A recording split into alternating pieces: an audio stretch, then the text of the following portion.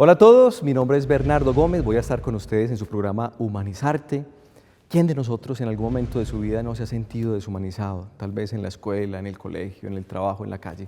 Por eso este tema nos compete a todos. Y hoy vamos a hablar de un tema bien importante y es el tema de la humanización de la salud.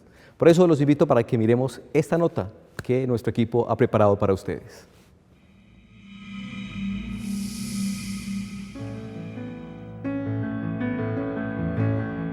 ¿Te has preguntado qué es el ser humano? ¿Para qué fue creado? Siempre nos han dicho que tenemos una misión en la Tierra y creemos que la misión es hacer muchas cosas, lograr muchos proyectos e inclusive adquirir mucho dinero, conocimiento y poder. Pero la verdadera vocación del ser es construirse como ser humano.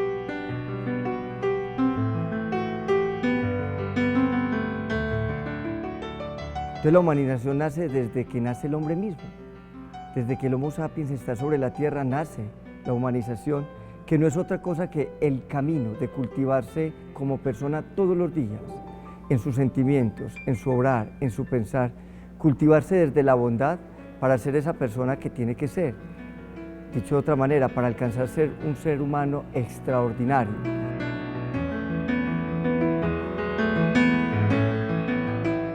El ser humano extraordinario no es el que simplemente sale de lo común, sino el que encuentra su identidad y sabe que su camino es un camino de dignificación para ser mejores para nosotros mismos y los demás. Pero esto nace de un ser bueno en el interior y es allí donde prevalece la importancia de la humanización en todos los ámbitos. La humanización en todos los ámbitos quiere decir que abarca todas las dimensiones del hombre. Dicho con un ejemplo sencillo, somos como una rueda de bicicleta, que tenemos muchos radios. Sin un radio puede rodar descobalada la rueda. La humanización es el eje de la rueda. Sin ese eje no puede rodar la rueda. Entonces, de alguna manera, la humanización lo que hace es permear todas las dimensiones, el arte, la cultura, la ciencia, la política, la salud, todas las áreas que tocan al ser humano tienen que ir en esa línea de humanización, porque si no, no solo se descobala la rueda de la condición humana para que no ruede, sino que es imposible que pueda avanzar como condición. La deshumanización surge cuando el hombre no se reconoce a sí mismo como un sujeto moral, condición que le obliga a buscar el bien para la persona vulnerable y a ser responsable de sus actos.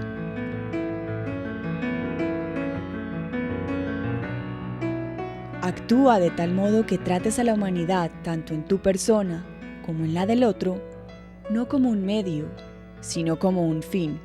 Cuidar es una tarea ineludible y solo un alma cultivada puede ayudar a otra, respetando su libertad, intimidad y autenticidad.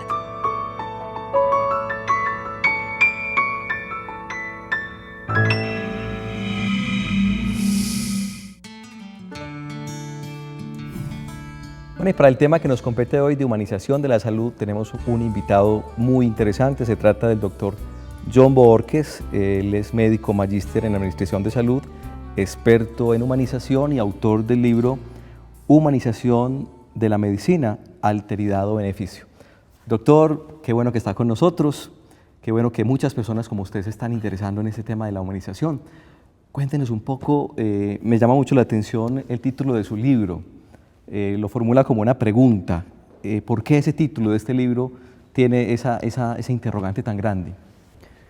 Bueno, es por fin, un sueño cumplido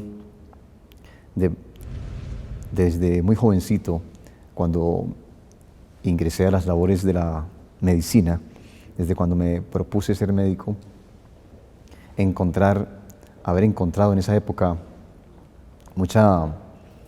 mucho síntoma deshumanizante, mucha preocupación acerca de la deshumanización en la medicina, que yo lo he visto manifestado en múltiples terrenos, quejas de pacientes, quejas de profesores cuando estaba en el proceso formativo, quejas de médicos y en mí mismo, cuando he tenido alguna experiencia como paciente.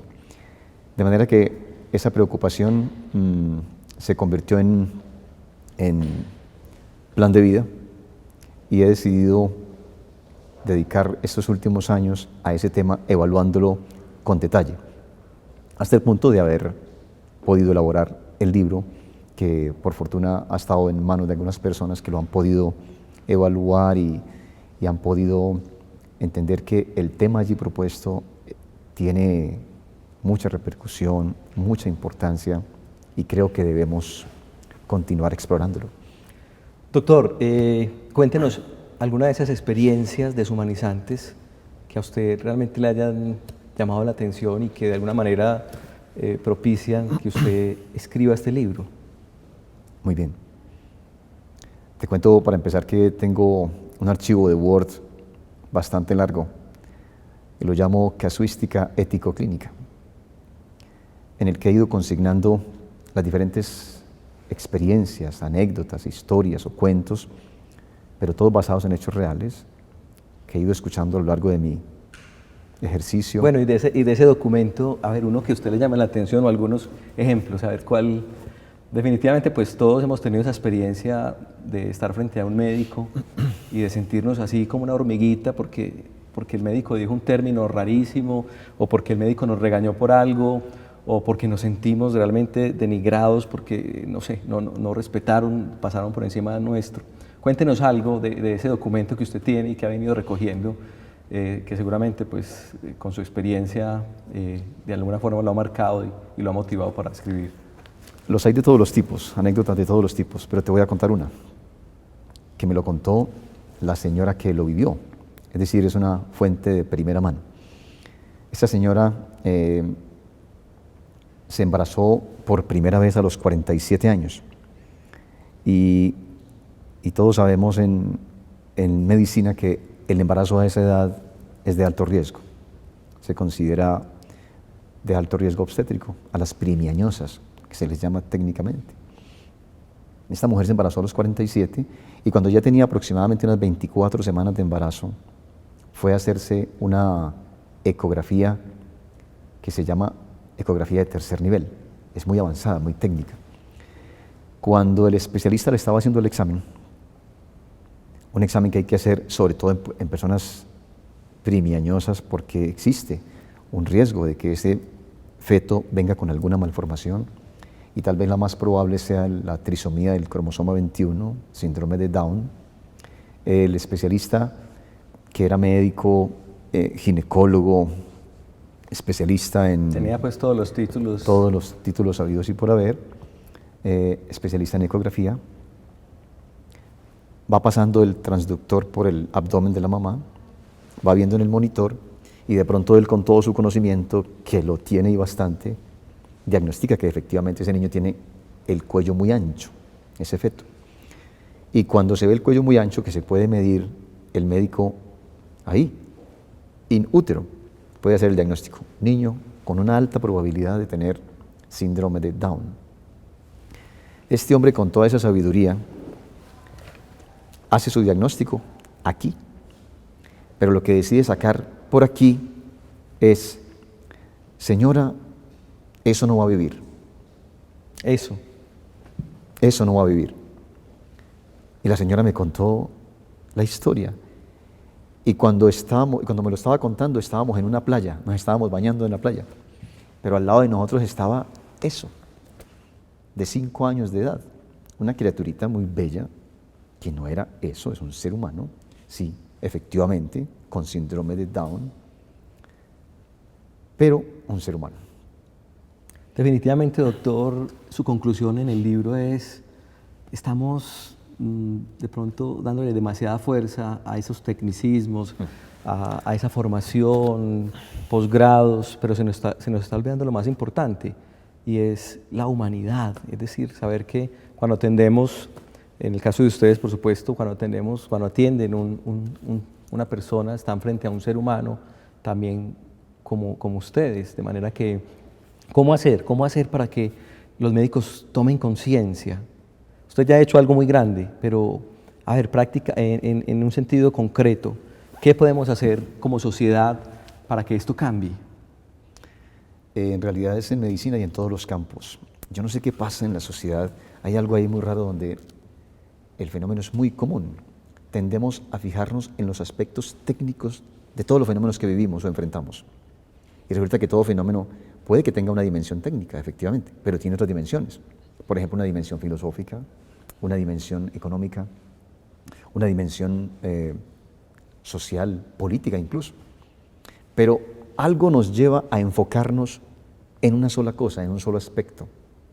En el médico lo común es que se enfoque en el órgano enfermo o en el sistema enfermo, a veces incluso en la célula enferma, y no en ese contexto en el que está ese órgano enfermo, y ese contexto no es cualquier contexto, es un ser humano, que como estamos viendo entonces tiene esas múltiples dimensiones, filosófica, espiritual, política, económica, social y efectivamente biológica. El médico se enfoca en el asunto biológico y ahí comete un error, pecado, distorsión que hoy tiene un nombre, se llama reduccionismo. El reduccionismo es un peligro para la acción médica, para la acción política, para la acción financiera, para cualquier tipo, para la acción docente. Disculpe, doctor, el reduccionismo es ver al hombre en una sola dimensión. Exactamente. Al hombre en una sola dimensión. Al hombre enfermo en una sola dimensión, que es el órgano enfermo.